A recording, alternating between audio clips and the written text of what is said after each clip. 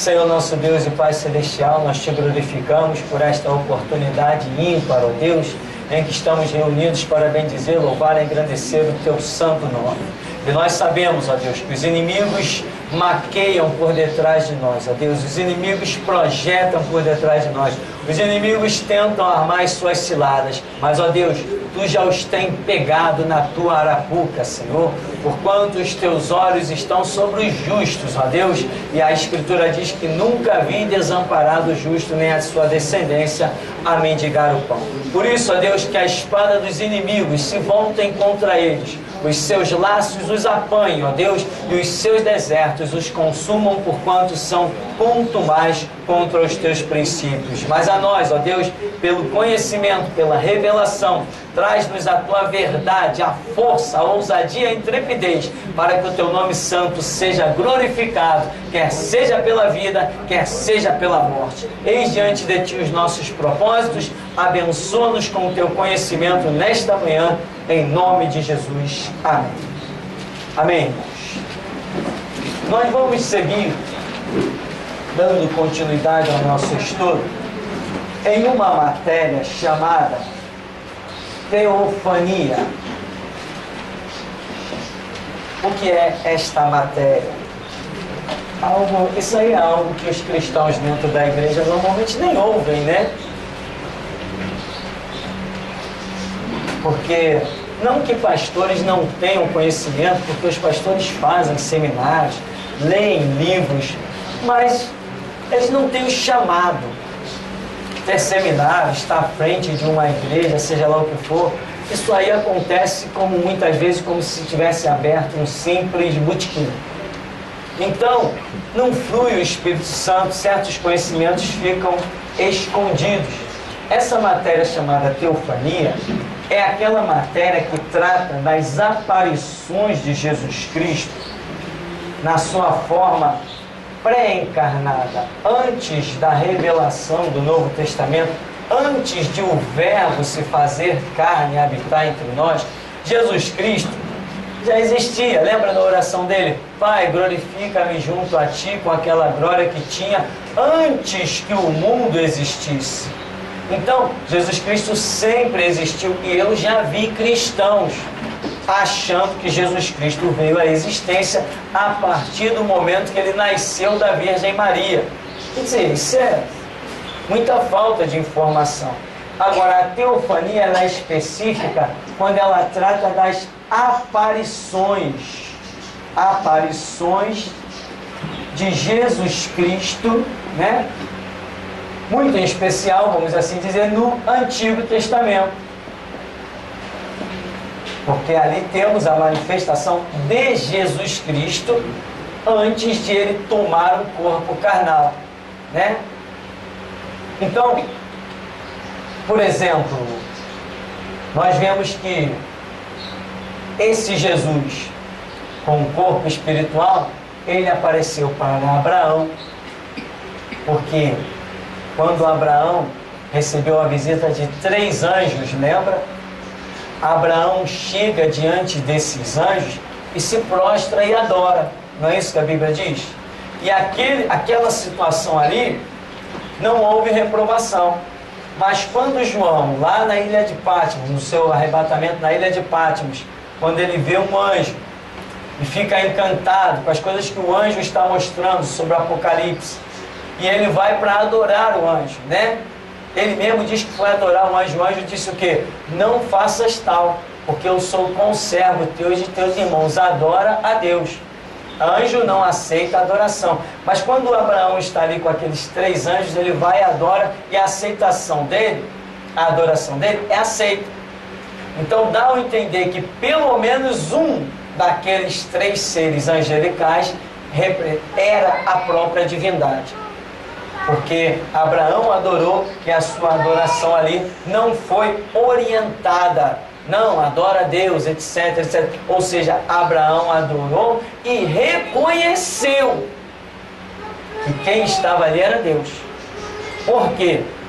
Porque num outro episódio, Manoé, ou Manoá, pai de Sansão, se não me falha a memória, foi oferecer um holocausto, e quando ele vai oferecer aquele holocausto ao anjo, que é o próprio Senhor Jesus que se manifestou a ele, e ele vai oferecer aquele holocausto, mas ele não está reconhecendo que aquele a quem ele vai oferecer é a divindade. Então, quando ele vai oferecer aquele holocausto, a divindade, que é o Senhor Jesus que ali está, diz para ele: não, se tu for oferecer alguma coisa, oferece ao Senhor, sendo ele próprio o Senhor. Mas Manoá não reconheceu que ele era o Senhor, então essa adoração não é aceita.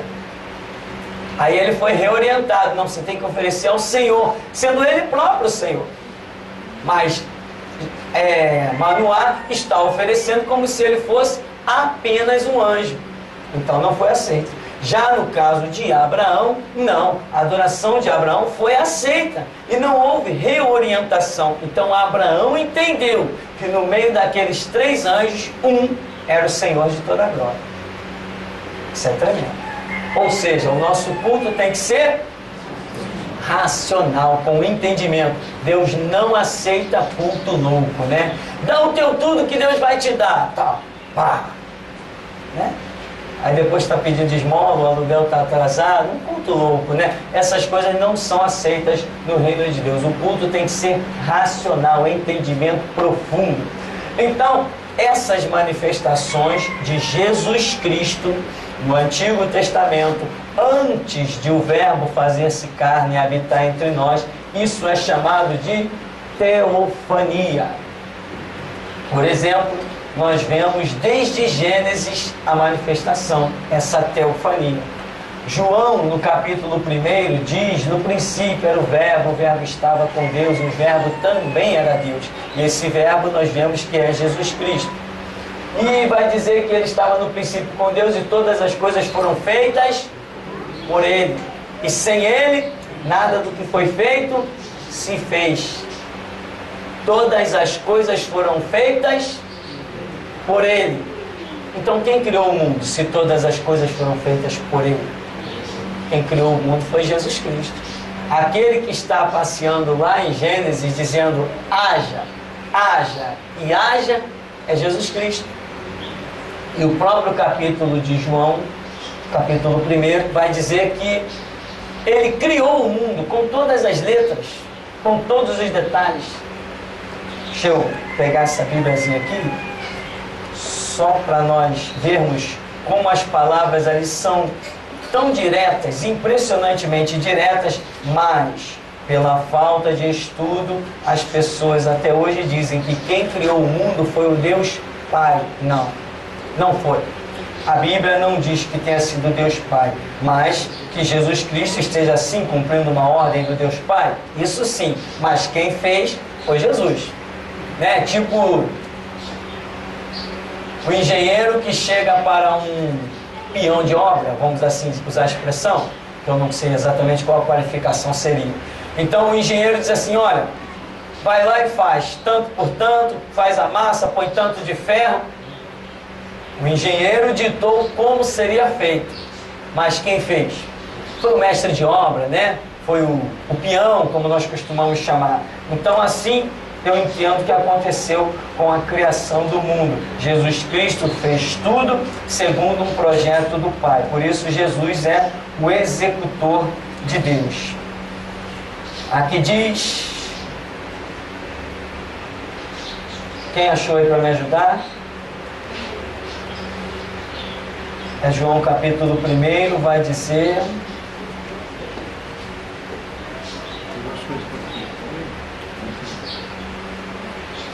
Aqui, ó, no verso 10, João 1,10 diz assim: o Verbo estava no mundo, o mundo foi feito por intermédio dele. O que é intermédio? Ele intermediou, ou seja, houve uma ordem, ele executou e a coisa se fez. Essa expressão usa assim, ó: o mundo foi feito por intermédio dele, mas o mundo que ele mesmo fez, não conheceu. Quem criou o homem? Todas as coisas, vai dizer aqui, foram feitas por ele. e sem ele nada do que foi feito se fez. Então, isto é teofania, é a manifestação de Jesus Cristo, por isso surgiu essa matéria, para entendermos melhor o que é todo esse complexo. O Deus Pai, a própria Bíblia diz, o Deus Pai nunca foi visto, né? Podemos imaginar que o Deus Pai nunca pisou nem na terra. Podemos até imaginar isso. Por quê? Porque não há nenhum registro. Todas as vezes que vemos a manifestação da divindade, vemos títulos tipo anjo do Senhor, né? Com letra maiúscula. Ou então, artigo definido, o anjo do Senhor. Agora, quando aparece, por exemplo, apareceu um anjo para José. Aquele anjo que apareceu para José em sonhos, quem foi? A Bíblia diz simplesmente que um anjo. Ou é um artigo definido, quando você aponta especificamente para uma situação. E um pode ser, entre aspas, logicamente, pode ser qualquer um. Então, um anjo apareceu para José em sonhos. Um anjo apareceu não sei aonde. Um anjo não está dizendo que realmente aquele ali seja Jesus. Mas quando diz o anjo, ou então anjo do Senhor, com letra maiúscula aparecendo na Escritura, isso revela que é Jesus Cristo, a segunda pessoa da Trindade se manifestando. A segunda. Existe a primeira. Jesus Cristo disse: o Pai é maior do que eu vou para o Pai. Ele disse: eu vos enviarei o Espírito Santo, e ele receberá do que é meu. Ele vos guiará em toda a verdade e receberá do que é meu. Ora, nós entendemos então. Jesus já disse que o Pai é maior do que ele, então está encerrada a questão. E ele diz que o Espírito Santo vai receber do que é dele. Se o Espírito Santo vai receber do que é dele, significa que ele tem mais a dar do que o Espírito Santo. Então, nós podemos entender que ele é superior ao Espírito Santo. Então, nós vemos essa colocação, né? 1, 2 e 3. 3 pessoas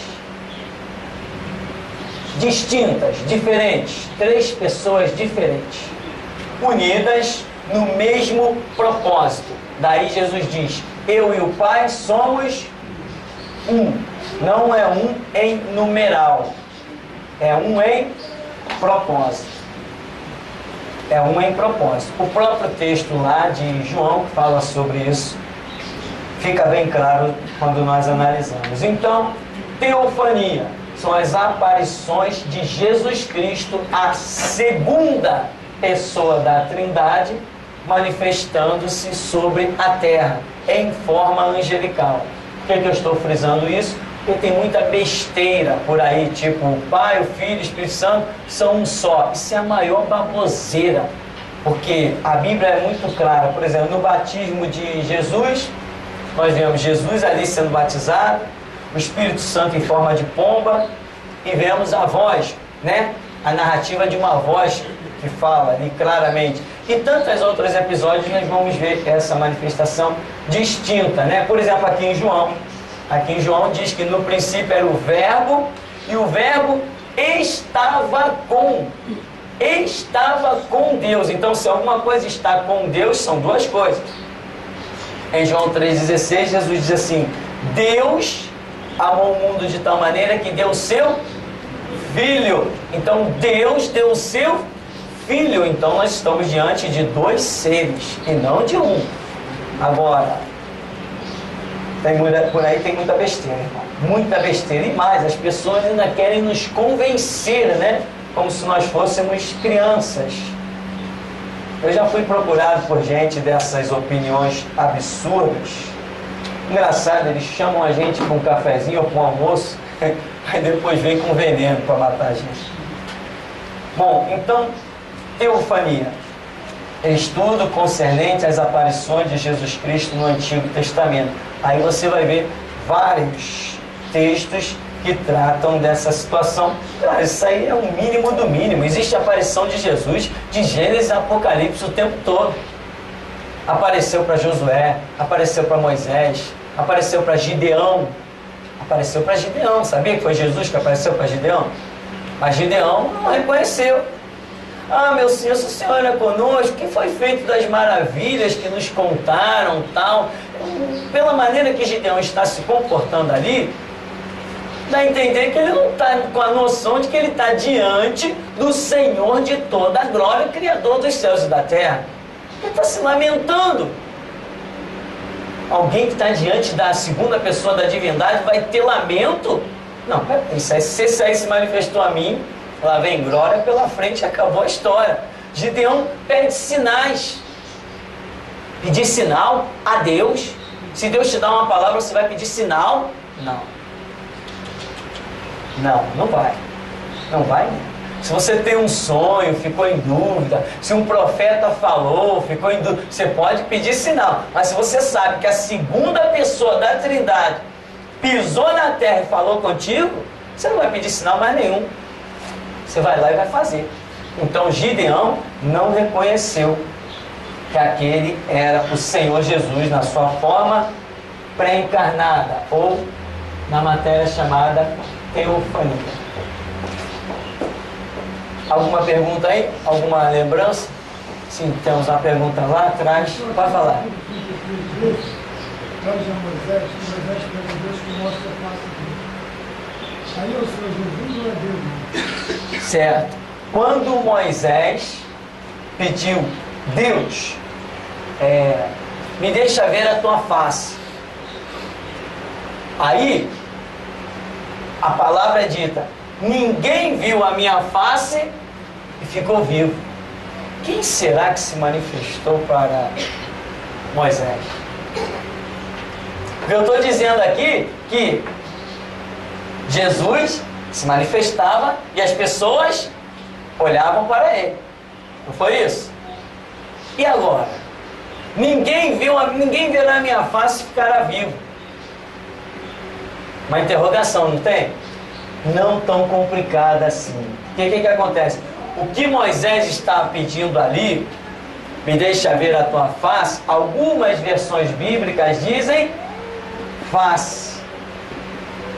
Mas outras versões bíblicas traduzem isso como... Aí pegou, não pegou? É o mesmo Senhor Jesus. Entendeu? Moisés está numa dimensão carnal, está com o seu corpo carnal, seu corpo normal. Aqui a gente vai viajar um pouco. E ele pede para ver a glória de Jesus Cristo. Ele fala assim, não, você não pode ver a minha glória, a minha face. A face aqui é traduzida por glória. Você não pode ver isso e ficar vivo. É coisa demais e você não vai suportar isso nessa sua dimensão carnal. João, na ilha de Patmos, quando ele foi arrebatado, ele diz o quê? No dia do Senhor, as pessoas interpretam isso como sendo um domingo. Não necessariamente do meu ponto de vista, né? A questão ali não está se frisando calendário, está se frisando uma manifestação. Então, ele diz, no dia do Senhor eu fui arrebatado em espírito. Mas Moisés está pedindo para ver na carne. Me deixa ver a tua glória. Não, homem, nenhum homem. Homem. Homem, quando se fala homem, lá no céu não existe homem. Bom, pastor, o que existe lá no céu? Mulher?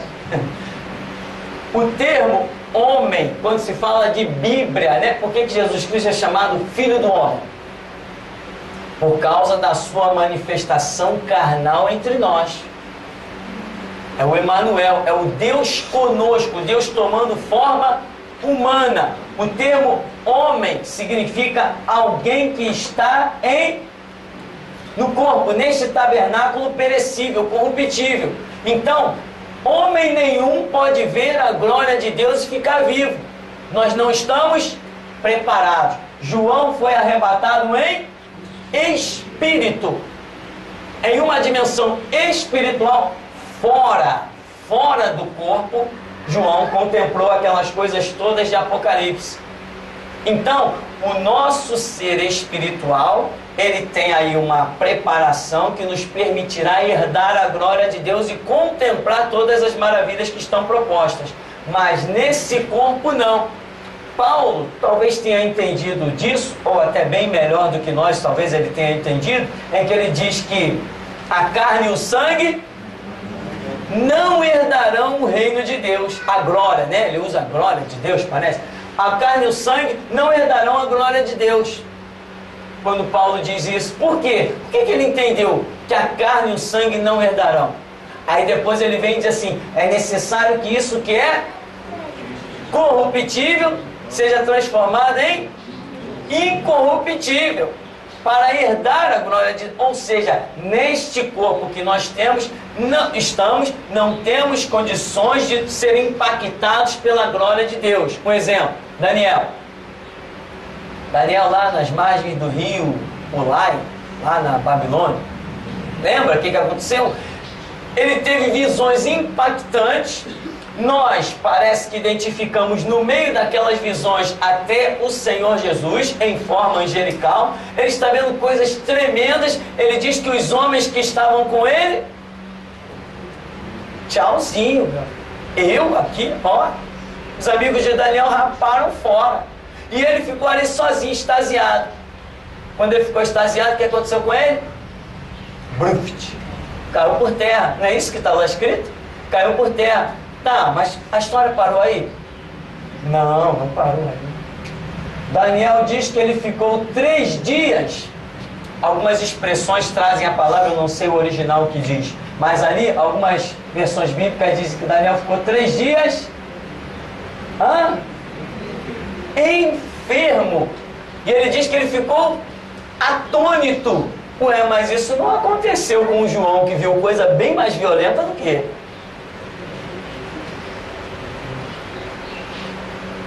João viu coisa pior do que Daniel viu.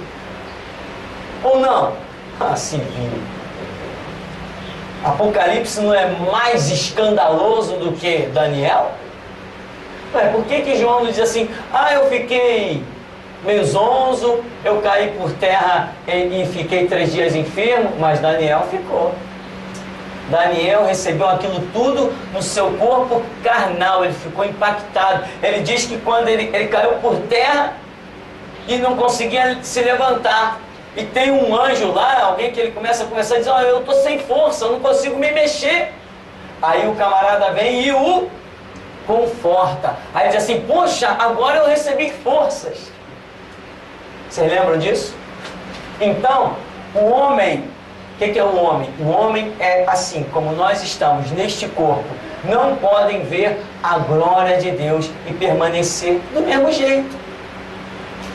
Nós não suportamos, mas João foi arrebatado em espírito. Então nós vemos que Daniel, que estava como um homem, inclusive parece que é usada uma expressão para Daniel de filho do homem, uma determinada passagem lá.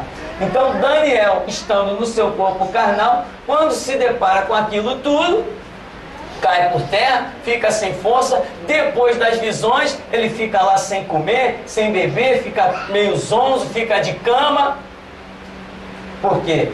O corpo carnal não está pronto para o impacto da glória de Deus, do celestial.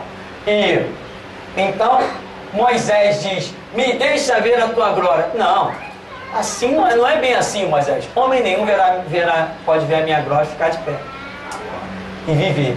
Então essa é uma interpretação que eu imagino, creio, a respeito do pedido de Moisés, né?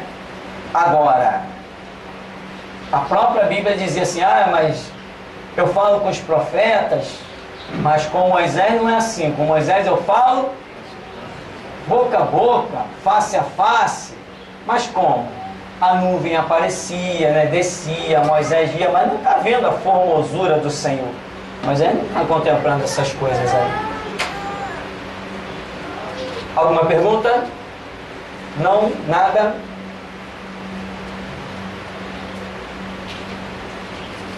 Bem, Alguém lembra de alguma passagem para ser analisada ou nós podemos seguir adiante? Ninguém? Sim. Aquela passagem do Monte da Transfiguração, onde o rosto do Senhor Jesus transfigura. Maravilha, né? Mateus 17, uma boa lembrança. O que aconteceu ali? Nós vemos que João, por exemplo, escreve daquele episódio dizendo que as vestes de Jesus se tornaram tão brancas como a luz. Ele diz assim: nenhum lavandeiro na terra poderia fazer aquilo. Ou seja, ele percebeu que ele tinha uma coisa sobrenatural.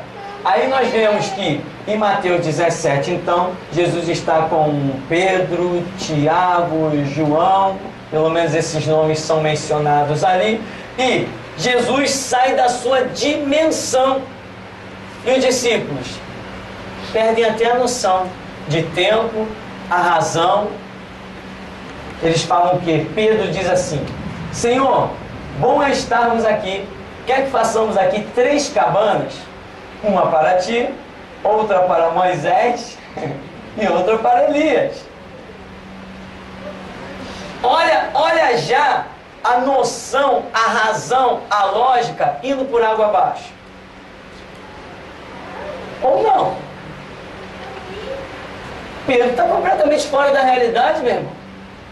Aí vem uma voz que diz assim: ó, cala a boca aí, este é meu filho amado, a ele ouvi. Estão precisando de instrução. O impacto ali foi tão violento e Jesus se manifestou e não foi a glória de Deus, não foi manifestada ali. Foi um pedacinho. Foi só uma gota. Jesus só se transfigurou, entendeu? As vestes dele reluziram.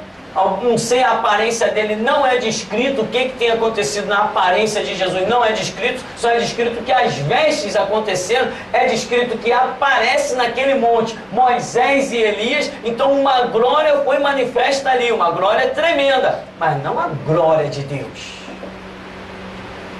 não o impacto real da glória de Deus.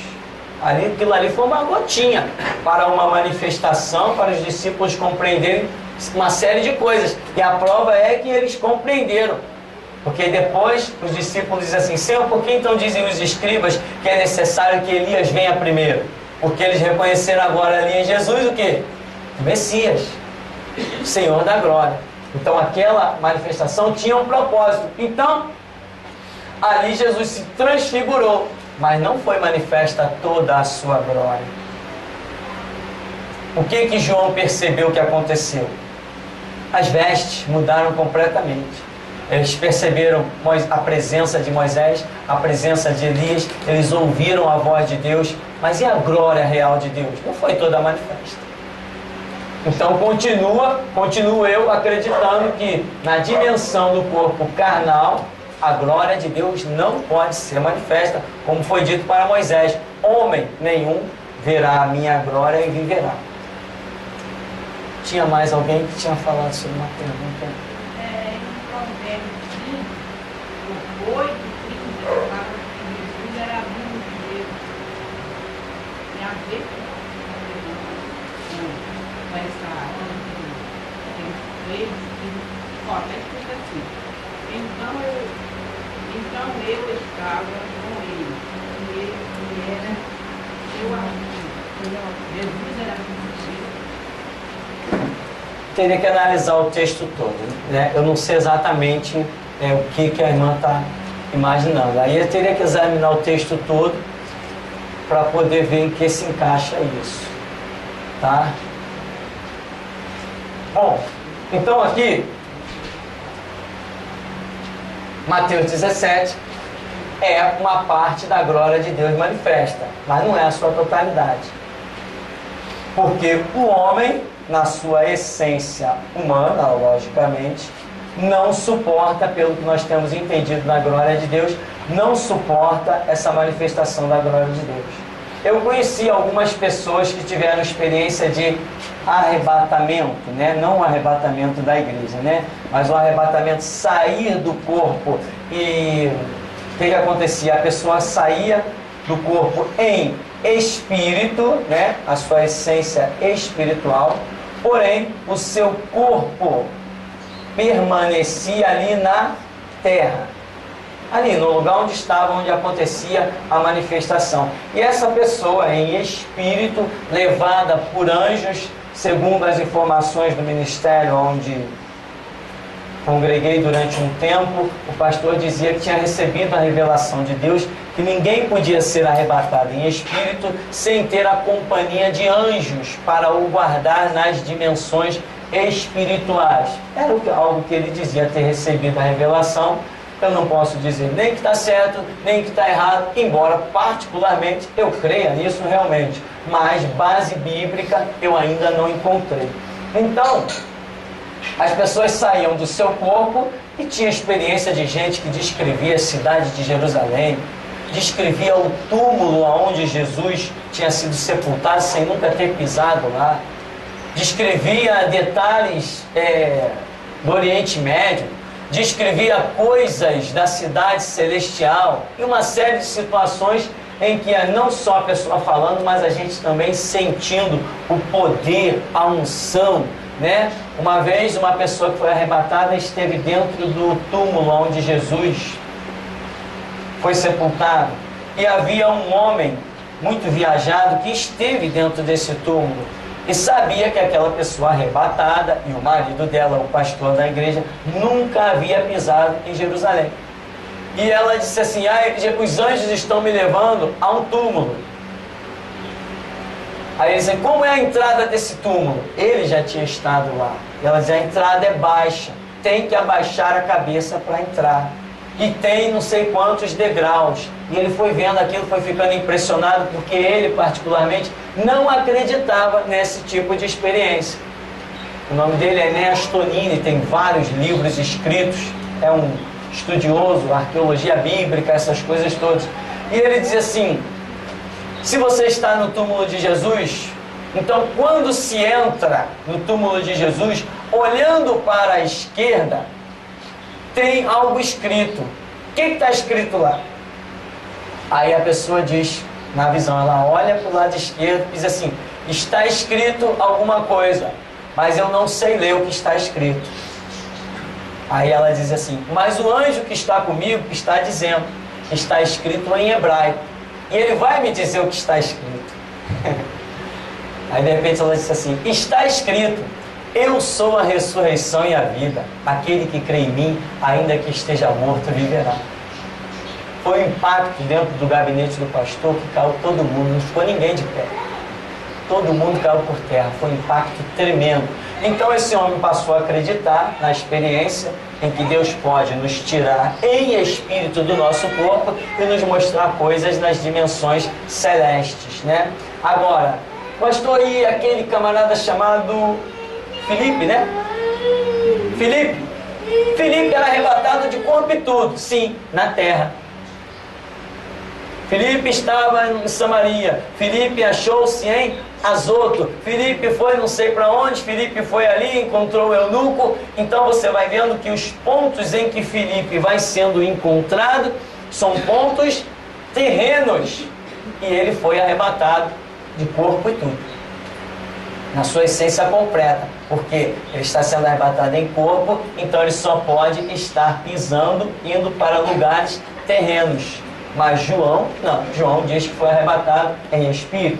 Daniel está na carne, mas não saiu do chão, viu coisas muito tremendas, ficou até enfermo e por aí vai. Então, teofania, essa manifestação de Cristo antes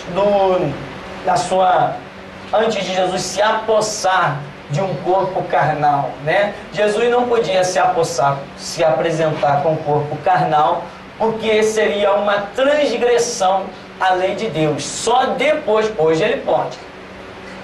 Hoje ele já esteve no mundo, já conquistou esse direito, nasceu, adquiriu um corpo, né? Morreu, ressuscitou neste mesmo corpo. Hoje ele pode. Ele pode se manifestar tanto em forma angelical, quanto em forma humana, claramente humana. Hoje ele pode, ele conquistou esse direito. Antes, não. Antes, Jesus só podia se manifestar de forma angelical. Por quê? Para não transgredir as leis de Deus já pré-estabelecidas para aquilo que seria regido na terra. Tem uma pergunta a mais? Temos. Aquele caso de Saulo, eu queria saber se foi assim a manifestação de Deus ou se era um propósito de Deus que acontecesse dele cegar. Sim, por exemplo, o que vemos ali? Saulo na estrada de Damasco, né? Alentando o seu cavalo. De repente, Paulo, esse Saulo aí, que também chamamos Paulo, ele descreve que ele viu uma forte luz. O que resplandeceu ali? Resplandeceu Jesus no seu domínio, no seu poder e em parte da sua glória. Mas essa glória já foi a tal ponto que Paulo fica cego. Então, Jesus ali fez uma série de operações com uma manifestação só, é o que eu entendo. Ou seja, ele se manifestou para mostrar uma realidade a Paulo, mostrar que ele não era nada, deixou ele cego, depois deixou ele na dependência de um homem que orasse por ele. O mesmo Jesus que botou ele cego, podia diretamente também continuar falando com ele e colocá-lo enxergando de novo. Mas não, quis mostrar para ele que ele também era ser humano e ia depender da imposição das mãos de um servo seu. Tem muitas lições ali. Então o que eu vejo? Saulo na estrada de Damasco, Jesus resplandeceu um pinguinho da sua glória.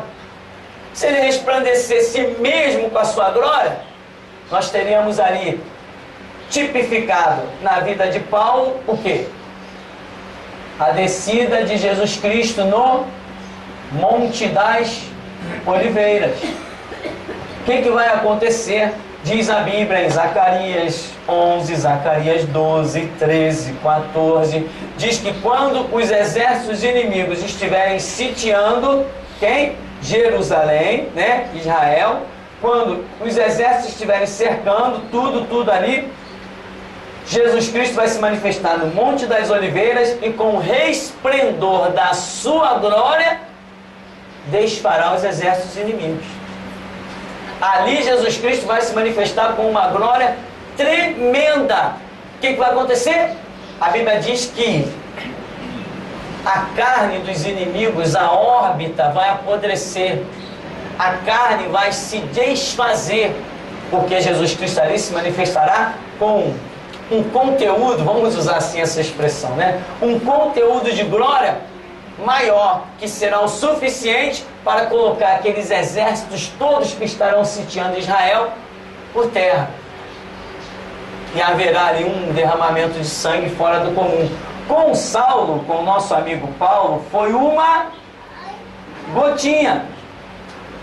Uma gotinha da manifestação de Jesus com Paulo fez ele ficar cego, cair do cavalo, os camaradas que estavam com ele saiu tudo fora, porque Jesus deixou sair, senão ia ficar todo mundo fritinho ali do mesmo jeito, entendeu? Agora, lá no Monte das Oliveiras, quando Jesus vier para dar livramento a Israel, creio eu, neste século 21, eu creio nisso, aposto na minha vida.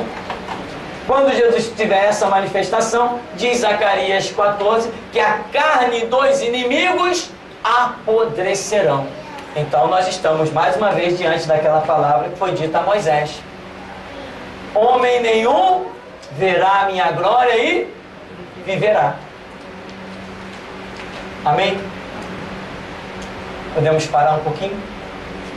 Vamos parar 5 minutinhos para a gente ver uma água.